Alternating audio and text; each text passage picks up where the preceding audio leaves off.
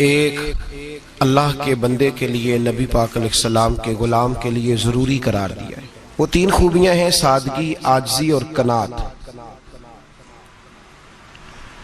जिस आदमी के अंदर ये तीन बातें पाई जाती हैं कि वो सादा भी हो, इज्जो इनकिसार वाला भी हो, और जो चीज़ें अल्लाह ने उसे दी हो उस पर उसकी कनात भी हो, वो राजी भी हो, तो ऐसे शख्स पर अल्लाह तबारक व तआला की खास रहमत नाजिल होती है,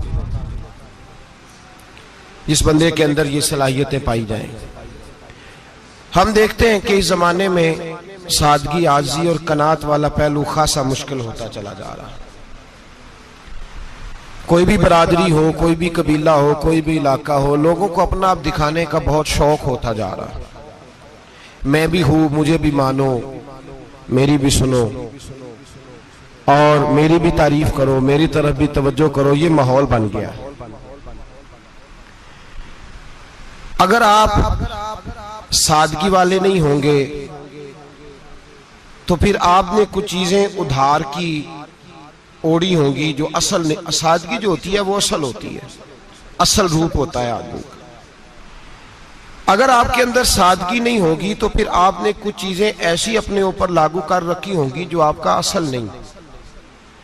तो जब आदमी असल से हटता है तो बेसुकून होता है। अल्लाह तबारक व तआला ने मुंह में दांत बनाए हैं तो ये असल है। इनके अंदर धागे के बराबर भी कोई चीज चली जाए तो वो बेचैन कर देती है, क्योंकि वो असल नहीं होती। तो जब आप सादगी में रहेंगे तो असल जगह पे रहेंगे, असल जगह पे, फिर आप तकलीफ में मुब्तला नहीं होंगे। आजिज़ी का मतलब ये होता है कि आप अल्लाह के किसी बंदे को हकीर ना समझें, छोटा ना समझें, जलील ना समझें। एक होती है एहसासे कमतरी, कि समझना कि मैं माली तौर पे मेरे पल्ले कोई शय नहीं है, देखो कितना, ये एहसासे कमतरी है। आजिज़ी ये होती है कि ये ना समझ ले बंदा कि मेरे अंदर सलाहियत ज्यादा है, ये कमी है, ये छोटा है, ये निकम्मा है, ये बिल्कुल गुनाहगार है, ये तकब्बुर है। आजिज़ी से रहे, अल्लाह के हर बंदे को अपने से अफजल समझे, आजिज़ी के साथ रहे। कनात ये है कि आपको जो अल्लाह ने दिया है समझे कि मेरा रब सबसे ज्यादा मेरे ऊपर ही मेहरबान है, उसने जो मुझे दिया है वो किसी और को नहीं दिया। ये शुक्र के तौर पर, तकब्बुर के तौर पे ये भी नहीं। कनात करें। आजिज़ी जब आपके अंदर होगी, सादगी होगी, तो जिंदगी इत्मीनान से गुजरेगी, सुकून से गुजरेगी। और आजिज़ी और सादगी का ये वाला तर्जुमा नहीं कि जिस बंदे ने मैले कपड़े डाले हो आप समझे कि ये बड़ा सादा आदमी है जी, हफ्ता आया ना आया नहीं तो सादा है। ये सादगी नहीं होती। नफासत तो हुसैन है इस्लाम का। नबी पाक सल्लल्लाहु अलैहि वसल्लम ने एक मालदार आदमी को फटे पुराने कपड़े पहने हुए देखा था तो हुजूर ने मना किया था। फरमाया अगर अल्लाह नेमत देता है तो बंदे पर उसका असर देखना भी पसंद फरमाता है। अच्छे कपड़े छोड़ दें तो आप सादा हो गए, ये मतलब नहीं। बहुत सारे गरीब लोग भी सादे नहीं होते, जो हर वक्त कहता रहता है मैं किसी चौधरी को कुछ नहीं समझता, तो वो सादा है। जो कहता रहता है कोई नहीं मेरी नजर में, मैं आप बड़ा सियाना हूं, फलाना बंदा आया तो मैंने लाजवाब कर दिया, दो बातें नहीं फिर वो कर सका आगे से, तो आप सादे? आप तो बड़े महान तेज आदमी है भाई, आप तो अपनी करामत सुना रहे। सादगी का मतलब है बेतकल्लफ जिंदगी, जिसमें कोई तकल्लुफ ना पाया जाए। जो बंदा हो वही वो बयान करे, ये सादगी है। ये सादगी के खिलाफ है कि आप जो नहीं है वो आप। मेरा एक तजर्बा है, इसको आप कुरान और हदीस का निचोड़ ना समझिएगा, मेरी जाती बात है तो इसको जादी रहने दीजिएगा। कभी कभी मैं परेशान होता हूं। आप किसी की दावत खाने जाए ना, वो अकीके की हो, वलीमे की हो, कोई भी हो, अच्छा जब आप खा लेते हैं ना तो फिर वो आदमी मुतालबा करता है कि आप उसकी तारीफ करें, फिर उसका ये मुतालबा होता है। वो बिल्कुल मेरी तरह का देहाती भी हो तो कहता मैं मुंडिया नूं कल आख्या कि लियाओ फिर कोई कट्टा चंगा तगड़ा जिहा, अज जी आखन ना कि जनाब एदी दावत सी ते इस पकाए कुछ नहीं। वो फिर जिसले कट्टा एडा वधिया लिया के नाई अगे रखिया तो उन्हें पहली बारी इंज दा वेख्या, उन्हें फिर बनाया कि कमाल कर छड़ी। मुतालबा क्या है उसका भला? तो आखे कि जिंज दी तुसां रोटी पकाई मैं कदे नहीं खादी। ये हर आदमी का मुताबिक, हर आदमी। जनाब मैं सवेरे गया हूं तो ताजी सब्जी स्पेशल आपके लिए मैं लेके आया हूं, और ये वो वाली लाया हूं जो मिलती नहीं थी पूरी दुनिया से, सिर्फ मुझे मिली है। तो ये आजिज़ी नहीं, ये सादगी नहीं, ये बनावट है। ये मैं अमीर गरीब ये सारे लोग ये काम करते हैं, सारे। जो हम नहीं वो हम बन के दिखाते हैं, जो हम हैं नहीं वो हम बनते हैं। उसका नुकसान ये होता है कि जब वो चीज जो असल नहीं होती वो आती है तो तकलीफ देती है। नबी पाक अलैहिस्सलाम की जिंदगी सादी थी। किस तरह की सादी थी? दो जुमले, हजरत अब्दुल्ला इब्ने अब्बास के दो जुमले और बात खत्म कर दी। फरमाते हैं मेरे रसूल पाक अलैहिस्सलाम की जिंदगी सादी थी। ये कैसी सादी थी? फरमाते हैं जो मिलता था हुजूर पहन लेते थे, जो सामने आता था खा लेते थे। कोई तकल्लुफ नहीं कि मैंने ये नहीं खाना, ये खाना है, ये नहीं लेना, ये लेना है। ये मिजाज नहीं, तबीयत नहीं। हमारी तो पसंद नापसंद होती है ना। हुजूर को कद्दू ज्यादा पसंद था, ये तो आपको हदीस में मिलेगा, ये तो मिलेगा। लेकिन ये नहीं मिलेगा कि नबी पाक सल्लल्लाहु अलैहि वसल्लम को गंदम नापसंद थी, ये नहीं मिलेगा। आपको ये तो मिलेगा कि रसूल पाक को दूध ज्यादा पसंद था, ये नहीं मिलेगा कि सादा पानी नापसंद था। ये तो आपको मिलेगा कि नबी करीम सैयद आलम सल्लल्लाहु अलैहि वसल्लम जमीर पर सोने को पसंद करते थे। ये नहीं मिलेगा कि चारपाई पर सोने को नापसंद करते थे। यानी हुजूर की जिंदगी सादी है, उसमें तकल्लुफ हमारी पसंद नापसंद होती है, और जो जोश है हमें पसंद नहीं वो फिर है ही नहीं सही, वो गलत हो गई फौरन, वो सिरे से उसका कोई असर ही नहीं रहा, वो बिल्कुल तबाह हो गई। मेरे हबीब पाक सैयद आलम अलैहिस्सलाम ने सादी जिंदगी गुजारी और आजिज़ी वाली जिंदगी गुजारी। हम लोग आजिज नहीं होते, आजिज नहीं हो। अगर हम लोग आजिज हो जाए तो लड़ाइयां खत्म हो जाए। हर खानदान में हर घर में लड़ाई है, इसका मतलब है कि आजिज़ी, जहां आजिज़ी होती है वहां लड़ाई, वो लड़ाई नहीं होती, झगड़ा नहीं होता। हमारा भाई से, भतीजे से, भांजे से, बीवी से, ससुराल वालों से, रिश्तेदारों से, भाइयों से अगर इख्तलाफ चल रहा है और हर जगह चल रहा है तो सारी जगह तो गलतियां नहीं ना पाई जाती, कहीं हमारी भी गलती होती है। तो ये जो इख्तलाफ चल रहे हैं और सुलह नहीं हो रही, इसकी वजह यह है कि हमारे अंदर आजिज़ी इनकिसारी हो, तो फिर तो झगड़ा ही कोई नहीं। मेरे नबी पाक अलैहिस्सलाम की जिंदगी में आजिज़ी है, इनकिसारी है। इसलिए हुजूर ने कभी लंबी चौड़ी बातें नहीं सुनाई। सहाबा कहते हैं नबी पाक अलैहिस्सलाम तकरीर छोटी करते थे, नमाज लंबी पढ़ते थे। तकरीर, नमाज, हमारी बातें लंबी और नमाजें अल्लाह अकबर, उल्ट बिल्कुल सिलसिला। नबी पाक अलैहिस्सलाम ने सादगी, आजिज़ी को अपनाया। बहुत गरीब आदमी, बड़ा माड़ा बंदा जो 100 रुपया दिहाड़ी लेता है, और बाहर जब वो दिहाड़ी करने गया है तो वो शाम को जब उसने ना समेटा है ना वो सीमेंट और रेत और वो सारी चीजें, तो वहां वो झाड़ू फेर के आया है। फेरते हैं ना जी मजदूर झाड़ू, ये काम वो करने को तैयार है, पर अपने घर में आके झाड़ू देने को तैयार नहीं वो, इसलिए कि ये उसकी मर्दानगी के खिलाफ है। बाहर जब वो गया है, किसी होटल में काम कर रहा है, टाई पैंट कोट पहन के वो बड़ा अच्छा, वहां अगर उसको बर्तन धोने पड़े तो धो लिए, बल्कि अगर नाराज ना हो जाए बाहर रहने वाले साथी, तो ढेरों लोग बाहर जाके होटलों में बर्तन मांजते हैं, लेकिन वहां उनके रोब को, उनके नाम को कोई धब्बा लगता, लेकिन घर के अंदर जिस बर्तन में उन्होंने खुद रोटी खाई है, अगर उनको ये कह दिया जाए ना कि ये धो लो, तो फिर तो तलाक तक नौबत आ जाती है, फिर तो मसला खराब है। फिर तो हो सकता है कि बीवी की अम्मा की भी खैर ना हो, तुझे उसने सिखाया कुछ नहीं, मुझे ही तूने कह दिया उठ जा। ये हमारा हाल है, और है हम सारे आजिज़ मिस्कीन, है हम सारे माड़े गरीब, ये सारा अपनी जगह तय।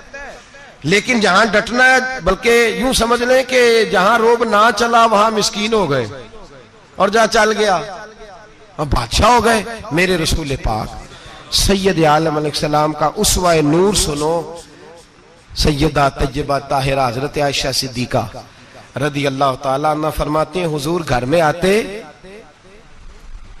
अगर घर के अंदर झाड़ू देने वाला है तो मुस्तफा ने उठा के काम करना शुरू कर दिया है। ये मामूली बात नहीं।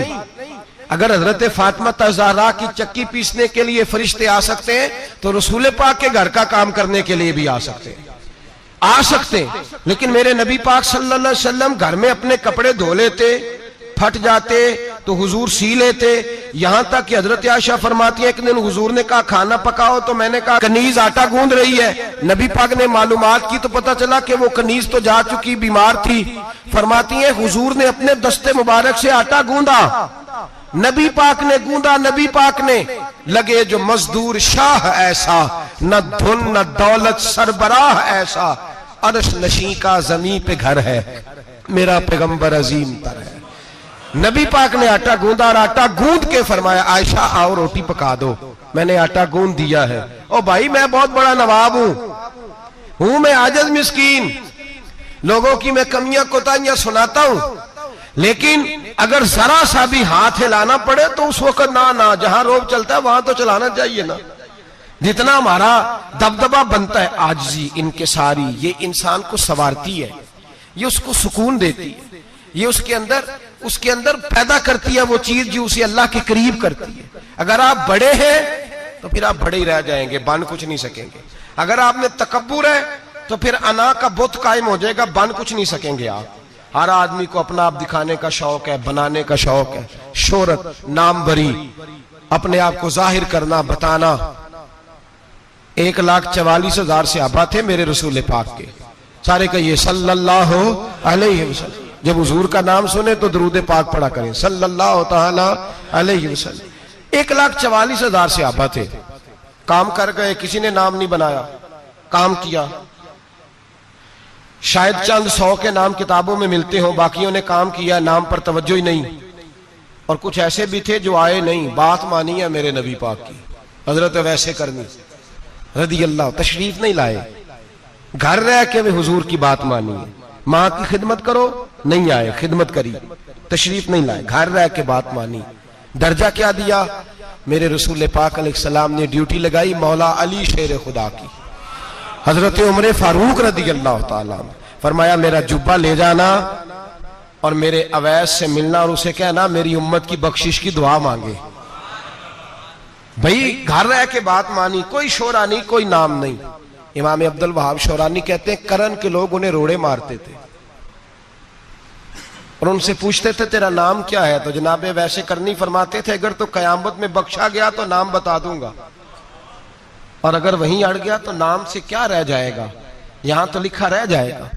और फिर दुआ मांगी, इमाम शौरानी ने लिखा है दुआ मांगी हजरत अवैस करनी ने, ए अल्लाह मैंने जिंदगी छुप के गुजारी है, मुझे जाहिर ना करना, मैं सिरापा मखजन राज था और रहा था मुद्दतों राज में, ये तो तेरा शौक के दीद कशा कशा मुझे खींच लाया मजाज में।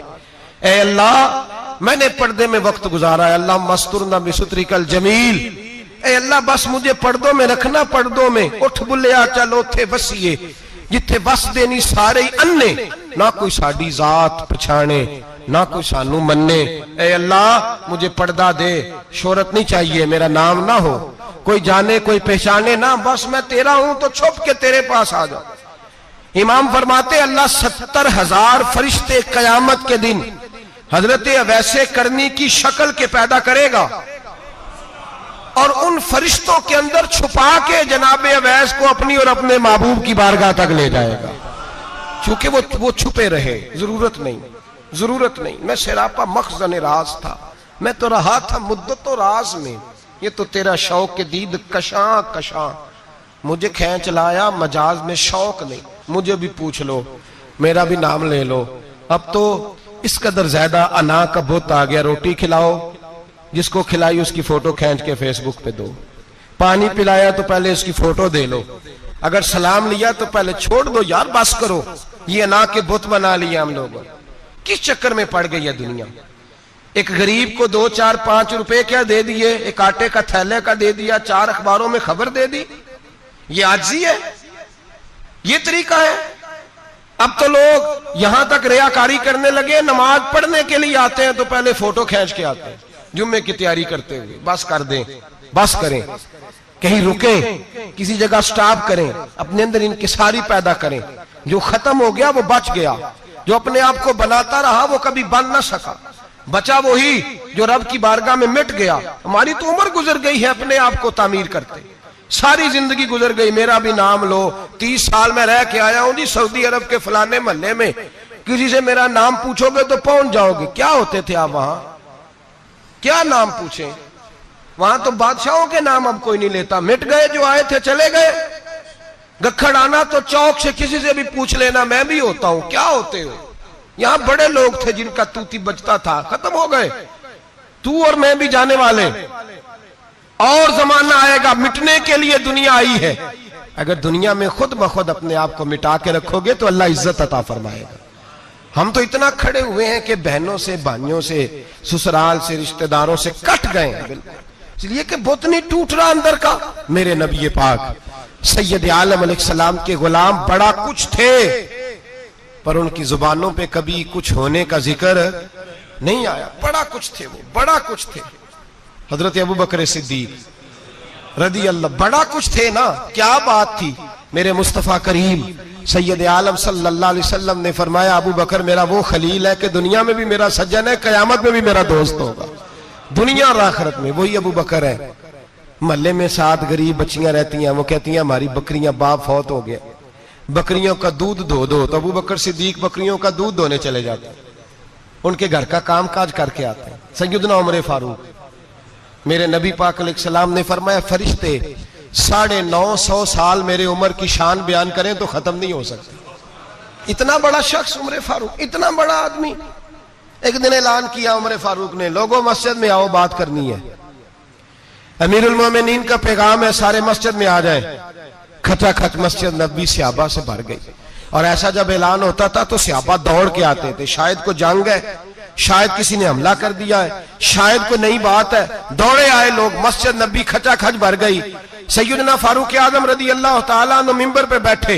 हजरत अब्दुर रहमान इब्न औफ रदी अल्लाह तआला अन्हु फरमाते हैं कि सहाबा तजस्सुस के देख रहे हैं कि पता नहीं किसी तरफ से पैगाम नहीं आ गया, कोई काफिर हमला नहीं करने लगा, अल्लाह जाने क्या हुआ है, बड़ी परेशानी है। उमर बैठे, अल्लाह की हम्द की, नबी पाक सल्लल्लाहु अलैहि वसल्लम पर दुरूद पढ़ा, और फिर उमर फारूक बोले, फरमाने लगे, मैं जब मक्के में रहता था ना तो कभी घर में कहत आ जाता था, कभी कहत आता था घर में, बकरियों के दूध खुश्क हो जाते थे, गंदम नहीं मिलती थी, पानी नहीं होता था।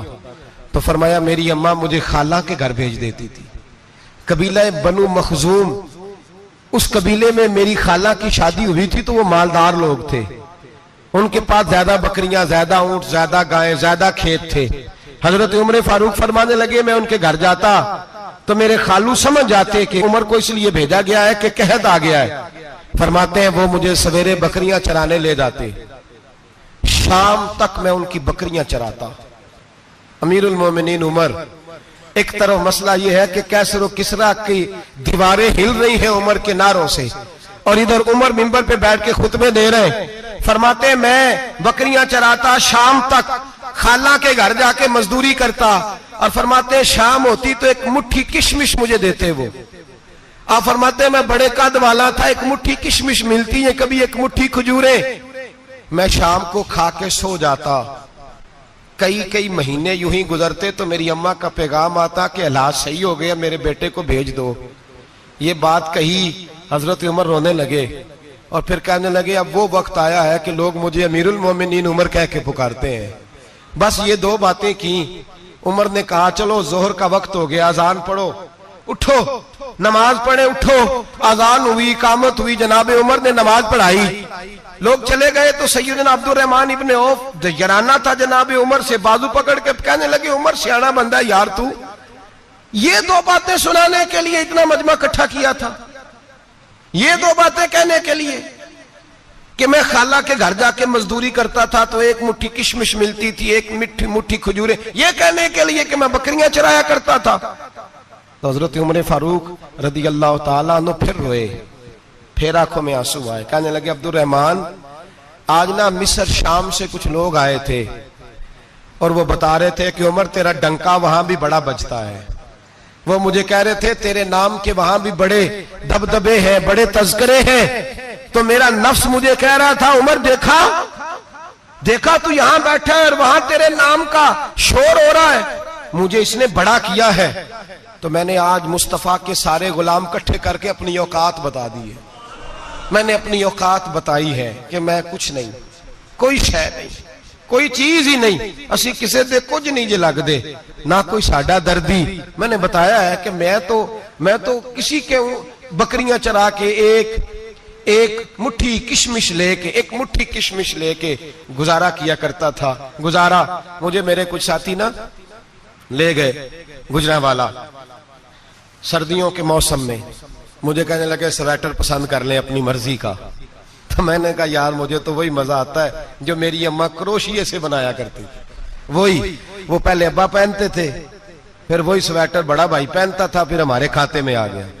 और फिर उसकी तारीफें होती थी गुर्बत छुपाने के लिए, उसकी तारीफें होती थी, बड़ी मेहनत से बना है जी, क्या बात है, बड़ा गर्म है, तो अब छोटे भाई को दे दिया जाए। हमने कहा वही जमाना देखा है, वही रंग देखा हुआ है और उस पर फख्र है। अब तो लोग जब कुछ हो जाता है ना, 2-4 लोग जानने लगते हैं तो लोग फटाफट दावा कर देते हैं खानदानी रईस आजम हो, बड़ी बात है। ऐसी कोई बात नहीं। जिसको अपना आप याद रहता है उसे खुदा भी याद रहता है, जिसे अपना आप याद रहता है उसे रसूलुल्लाह भी याद रहते हैं, जिसे अपना आप याद रहता है उसकी नजर में दूसरे लोग भी कुछ होते हैं।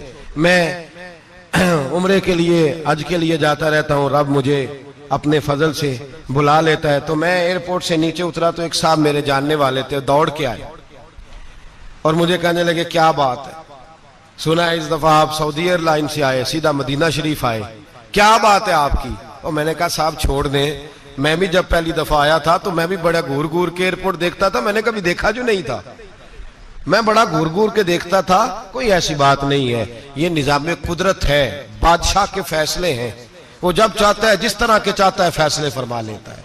तो ये उसके फैसलों की बात है। हम लोग ना जिस हैसियत पे होते हैं वहीं रह जाते हैं, पिछली बात भूल जाते हैं। इसलिए हम चाहते हैं जो भी हमें मिले झुक के मिले, जो भी आए, और ये मेरा आपका सबका मुश्तरका मामला है। मेरे नबी पाक सल्लल्लाहु ताला अलैहि वसल्लम ने सहाबा से पूछा तुम्हें बताऊं जन्नत के बादशाह कौन होंगे? जन्नत के आम लोग नहीं, जन्नत के, बोलिएगा जरा, जन्नत के अल्लाह बादशाह। जन्नत में तो जाना बड़ी बात है, और हुजूर जन्नत का भी बादशाह। इब्ने माजा में लफ्ज है, तुम्हें पता है जन्नत के बादशाह कौन होंगे? तो मेरे मुस्तफा करीम सल्लल्लाहु ताला अलैहि वसल्लम के गुलामों ने कहा हुजूर हमें नहीं पता। तो हुजूर ने फरमाया जन्नत के बादशाह वो लोग होंगे जिन्हें दुनिया में कोई भी नहीं जानता था, जिनके कपड़े सादे होते थे, जो गरीब लोग होते, जो सिफारिश करते थे तो उनकी कबूल कोई नहीं करता था, जो किसी के साथ जाते थे तो उनको मानता कोई नहीं था। वो जन्नत के बादशाह होंगे, बादशाह। और फरमाया क़यामत के दिन जब लोग उन्हें देखेंगे तो उन पर फख्र करेंगे, रश्क करेंगे, कहेंगे क्या बात है तुम्हारी, यहां तो शौक ही बड़ा है। गरीबों ने भी पोस्टर बनाए हुए हैं, डाकुओं, लुटेरों, चोरों की तस्वीरों के साथ लगवाए हुए, अपने आप को बड़ा करने के लिए। आजी इख्तियार करें, आजी इख्तियार करें, अपने आप को मिटाने की कोशिश करें। रब करीम के बंदे आगे बढ़ बढ़ के अपना आप दिखाते नहीं, बड़ा शौक है, पहले फोटो खिंचा लो, बाकी बातें बाद में होंगी, पहले वीडियो बना लो, बाकी कुछ और बाद में होगा। पहले अब तो परसों तरसों मुझे एक मौलाना कहने लगे कि आपसे मैंने, वो यहाँ जुमा पढ़ने आते हैं कभी कभी, मेरे दोस्त हैं, कहते हैं आपसे मैंने सुना था कि अगर कोई, उस नबी पाक का फरमान है, अगर कोई नजराना दे तो उसको ले लो, अगर कोई तोहफा दे तो उसको, हुजूर ने फरमाया ले लो अगर तुम्हें को देता है, अपनी मर्जी से, मांगना मना है, खुद दे तो ले लो, वरना एक वक्त आएगा तुम मांगोगे तुम्हें मिलेगा नहीं, जब को दे तो ले लो। कहने लगे आपने कहा था को दे तो उस वक्त से मैं, कोई सूट देता है मुझे मेरी मस्जिद का नमाजी तो मैं ले लेता हूं, कोई मुझे कोई और शय देता है तो मैं आपसे सुन के, तो अगर मेरी मस्जिद का नमाजी सूट पकड़ाते साथ फोटो भी खींचे तो फिर मेरे लिए क्या हुक्म है? वो खुशबू की डब्बी देते हुए साथ फोटो भी खींचे, फिर मेरे लिए क्या हुक्म है? कहने लगे रमजान में ये हाल हुआ है कि लोग कपड़े दे रहे थे और फोटो खींच रहे थे, क्या चक्कर है, कहां चले गया? गरीब आदमी की इज्जत नफ्स को कुचल डाला पकड़ के। एक जोड़ा साल के बाद इमाम को दिया, उसकी भी तस्वीर खींच के फेसबुक पे दे डाली।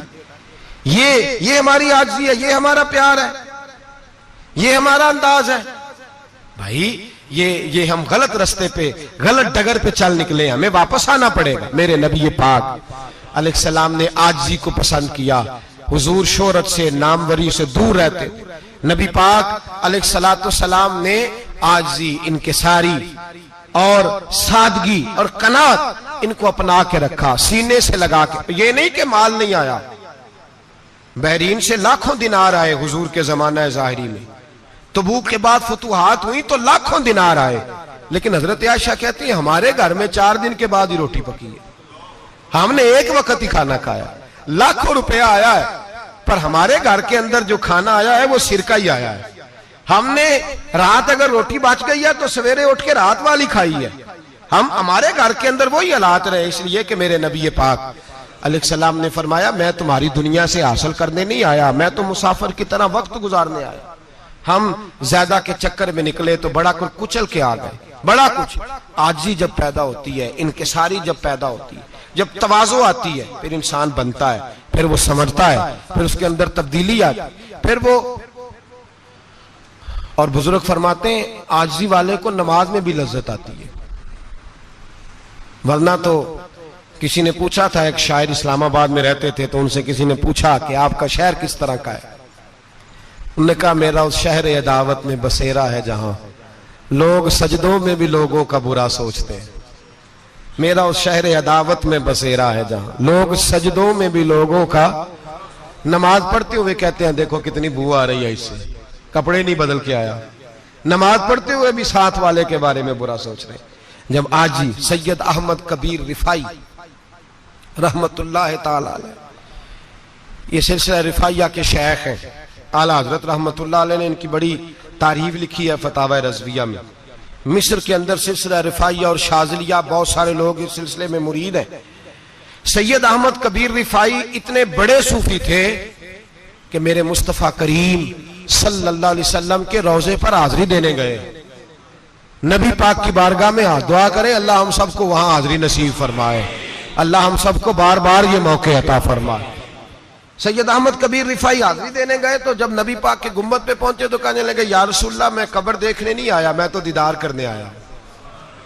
हुजूर ये तो ज़ियारत में करता रहता था, दीदार करने आया। ये कह के रोने लगे। इतनी देर रोए कि मेरे मुस्तफ़ा करीम ने अपना दस्ते मुबारक कब्र से बाहर निकाल दिया, हाथ मुबारक बाहर आया। 10,000 लोगों ने देखा। कितने लोगों ने?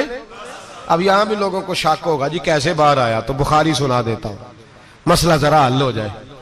मस्जिद नबी की तामीर हो रही थी, तामीर तो कहते हैं कि दीवार नहीं, तामीर करते वक्त ना एक दीवार गिरी, ये बुखारी के लफ्ज है। दीवार गिरी तो एक पैर बाहर आ गया। पैर को देखा तो कहते हैं हाथ रखते थे तो उसमें बिल्कुल ऐसे था जैसे खून साइडों पे हो गया, बिल्कुल जिंदा। शोर हो गया कि ये नबी पाक का कदम मुबारक है, हुजूर का। बहुत सारे लोग इकट्ठे हुए, उलमा को बुलाया, पैर देखा तो कहने लगे नबी पाक का नहीं, ये तो सैयदना फारूक आजम का है। जब ये कहा ना फारूक आजम का है तो फिर एक शोर उठा कि ये हाल है उनके गुलामों का, तो सरकार का आलम क्या होगा। ये हाल है उनके गुलामों का तो फिर सरकार का आलम। ये बुखारी है। तो जिंदा है वल्लाह, तो जिंदा है वल्लाह, मेरी चश्मे आलम से चुप जाने वाला। सैयद अहमद कबीर रिफाई इतने बड़े, नबी पाक सल्लल्लाहु अलैहि वसल्लम ने दस्ते मुबारक बाहर निकाला, 10,000 लोगों ने देखा। किसी ने हजरत सैयद अहमद कबीर रिफाई से पूछा कि बाबा इतना बड़ा दर्जा, इतना बड़ा मकाम कैसे मिला? तो बाबा जी कहने लगे जिंदगी में कभी किसी को हकीर नहीं समझा, किसी को कभी हकीर, कभी किसी को अपने से कमतर नहीं समझा। तो अल्लाह ने देखे ना, अगर आप नहीं समझेंगे तो उसके लिए भी आपको उन्वान मिल जाएंगे, और अगर समझना है अपने आप को बड़ा तो उसके लिए भी मौके मिल जाते हैं। हजरत शफीक बल्खी बहुत बड़े सूफी बुजुर्ग हुए, पर नौजवान थे, जवानी में ही अल्लाह ने बड़ा मर्तबा दिया। हजरत अब्दुल्ला बिन मुबारक बूढ़े थे, दोनों एक महफिल में इकट्ठे हुए। अब बगदाद सारा मानने वाला था और दोनों का मानने वाला था। आखिर में दुआ बुजुर्ग कराया करते थे महफिल के इख्तिताम पर। हजरत शफीक बल्खी जनाब अब्दुल्ला बिन मुबारक से कहने लगे आप दुआ करें, आप दुआ करें, आप बुजुर्ग हैं। अब जिसने जो मानना है उसे उसके लिए उन्वान भी मिल जाएगा। हजरत सैयदना अब्दुल्ला बिन मुबारक कहने लगे, बेटे तू दुआ कर, तेरी उम्र थोड़ी है, तेरे गुनाह भी थोड़े हैं, तेरी उम्र थोड़ी है, तेरे गुनाह भी थोड़े हैं। तो सैयदना शफीक बल्खी कहने लगे, नहीं हुजूर आप दुआ करें, आपकी उम्र ज्यादा है तो नेकियां भी तो ज्यादा ही है ना, नमाजें भी तो आपकी ज्यादा है ना, रोजे भी तो ज्यादा, रमजान भी तो आपकी उम्र में ज्यादा है ना, आज भी तो आपने ज्यादा। अगर आपने किसी को अपने से बड़ा समझना है तो उन्वान आपको मिल जाए, छोटा समझना है तो उसके लिए भी उन्वान आपको। बात तो ये है कि आप क्या करना, अगर आप किसी को हकीर समझना चाहते हैं तो बात खत्म हो गई। सैयद अहमद कबीर रिफाई फरमाते हैं, जिंदगी भर कभी किसी को हकीर नहीं समझा। अल्लाह की सारी मखलूक की क्या बात है। अल्लाह कुरान में कहता है, इन्नल्लाह ला यस्तही अन यदरिब मसलन मा बऊदतन फमा फौकहा। अल्लाह शर्म नहीं करता कि एक मच्छर की मिसाल बयान करे या उससे भी कमतर। अल्लाह मच्छर की बात करता है इतना बड़ा होके, वो कहता है मैं करूंगा, मेरी मखलूक जो है मेरी तो हजरत अहमद कबीर रिफाई फरमाने लगे, मैंने कभी किसी को हकीर, बोलिए कभी किसी को हकीर। हम लोगों के पास उन्वान बड़े हकीर समझने के लिए, हम समझ लेते हैं। अमीर आदमी कहता है गरीब मेहनत क्यों नहीं करता, मेहनत करे अमीर हो जाएगा, उन्वान हुआ कि ना तनकीद करने का। 4 बच्चे हैं, करें कमाई, अमीर हो जाएंगे। अब वो हकीर समझ रहा है गरीब को, गरीब भी अमीर को हकीर समझता है। वो भी कहता है जो इसने कमाया सारा ही हराम है, जायज एक पैसा नहीं, उसने भी हकीर समझ लिया। यानी वो ये कह रहा है कि मैं हलाल खाता हूं, ये अमीर हराम खाते हैं, तो बात खत्म हो गई। उसने भी हकीर समझ लिया, इसने भी हकीर समझ लिया। अब उन्वान ही था ना, अगर उन्वान बदल लेते तो बात बन जाती। अमीर अगर ये कहता कि मैं इस गरीब की मदद करूंगा इसलिए कि पैसे मेहनत से नहीं मिलते, खुदा के फजल से मिलते हैं, तो वो ये ना कहता कि ये मेहनत करता तो आगे चला जाता। और गरीब अगर समझता इस बात को तो ये ना कहता अमीर सारे हराम ही खाते हैं, वो कहता भाई रब ने जो मेरे लिए पसंद किया मुझे दिया, जो इसके लिए पसंद किया इसे दिया, बात खत्म हो गई, झगड़ा खत्म। उन्वान तो मिल जाएगा आपको, मुस्बत भी और मनफी भी। तो अच्छी बात नहीं कि मुस्बत इख्तियार करें। सैयद अहमद कबीर रिफाई कहते मैं गुजर रहा था, एक दिन मेरे साथ ऐसा हुआ कि मैं गुजर रहा था खेत के अंदर से, इधर भी पानी था इधर भी पानी था। होता है ना पानी पानी होता है फसलों में कई दफा। कब होता है ज्यादा पानी? नहीं, जब कद्दू करी रहे जी, और जब कद्दू करते हैं ना तो दोनों जाने पानी भरा होता है ना जी, वो ट्रैक्टर भी पानी में चलता है। मैं पेंडू हूं ना, मुझे ज्यादा पता है क्या हालात होते हैं। तो वो इधर भी पानी इधर भी पानी, तो दरमियान में से वो मुंडेर होती है छोटी सी, वाटा खीदा अपनी जुबान है। तो कहते इधर भी पानी था इधर भी पानी था। सैयद अहमद कबीर रिफाई कहते हैं मैं गुजर रहा था, असर की नमाज का टाइम हो गया, मैं जल्दी जल्दी जा रहा, सामने से कुत्ता आ गया। इंसान अशरफुल मखलूकात है, लेकिन वो अल्लाह का शुक्र करेगा कि उसने मुझे अशरफ बनाया है। ये नहीं कह सकता कि ये मखलूक हकीर है, ये बुरी है, ये नहीं कह सकता। शुक्र करे कि मुझे अल्लाह ने अशरफुल। सैयद अहमद कबीर रिफाई कहते कुत्ता आ गया सामने से। अब कुत्ता आया तो मुझे जल्दी थी, कुत्ता भी भीगा हुआ था। अब मेरा दिल करे कि कुत्ता नीचे उतरे तो मैं गुजरूं, कुत्ता खड़ा है कि ये साइड पे हो तो मैं गुजरूं। कहते हैं देर हो गई, तो मुझे डर लगता था, मैंने कभी कुत्ते को भी नहीं झिड़का था, कभी कुत्ते को भी, अपनी इतनी हैसियत ही नहीं, झिड़का ही नहीं कभी किसी को। आप फरमाते हैं देर हो गई तो मैंने कहा या अल्लाह, हजरत सैयद अहमद कबीर कहते हैं मैंने कहा या अल्लाह इस कुत्ते को जुबान ही दे दे, मैं इसे कुछ समझा ही दूं, इसे जुबान ही दे दे, तू तो कादिर मुतलक है।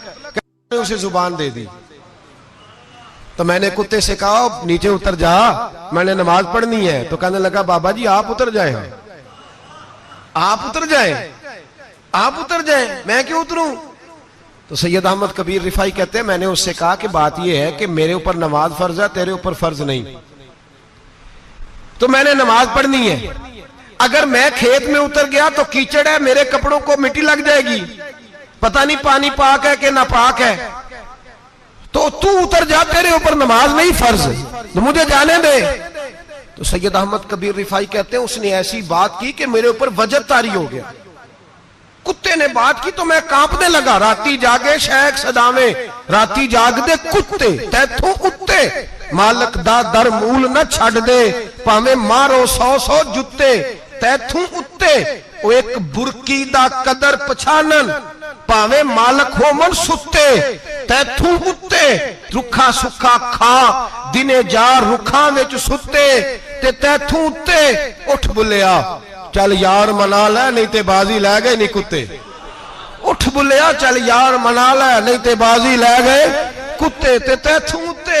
सैयद अहमद कबीर रिफाई कहते हैं वो मुझे कहने लगा आप उतर जाए, तो मैंने कहा भाई मेरे ऊपर नमाज फर्ज है, तेरे ऊपर फर्ज नहीं, तू उतर जा, मेरे कपड़े आलूदा हो जाएंगे तो क्या करूंगा। तो कहते हैं उसने बात की तो मैं घबरा गया और छलांग लगा के मैं खेत में उतर गया। मुझे कहने लगा बाबा जी कपड़े अगर आपके कीचड़ से आलूदा हो गए तो पानी से साफ हो जाएंगे, और अगर मुझे हकीर जान के आपका दिल आलूदा हो गया तो 7 समुद्रों से भी साफ नहीं होगा। कपड़े पानी से धुल जाएंगे और दिल अगर तकब्बुर से आलूदा हुआ तो 7 समुद्रों से भी सही हो सकता ना ना ना। हकीर नहीं जानना, ना मौलवी को, ना सूफी को, ना दरवेश को, ना खेत में काम करने वाले को, ना पट्टे पे मजदूरी करने वाले को, ना गाड़ी का शीशा साफ करने वाले को, ना तेल डालने वाले को, ना किसी को हकीर ना जान, ना किसी के हाल पे तंज कर, ना किसी के गम का मजाक उड़ा, वो जिसे चाहे जैसा नवाज दे। ये मिजाज लुत्फ रसूल है। ना ना कोई आया लेके चला गया, कोई उम्र भर भी ना पा सका। मेरे मौला तुझसे गिला नहीं, ये तो अपना अपना नसीब है भाई, हकीर नहीं जानना। सैयद अहमद कबीर रिफाई फरमाते हैं वो कुत्ता तो गुजर गया, मैं दौड़ा घर गया, जाके मैंने गुस्ल किया, कपड़े बदले। फरमाते हैं पहले भी मैं असर पढ़ता था पर आज जब नमाज पढ़ी तो बड़ा ही मजा आया। मैं सर सजदे में रखूं मेरा उठाने को जी ही ना चाहे, मैं रुकू में जाऊं तो मेरा सर उठाने को दिल ही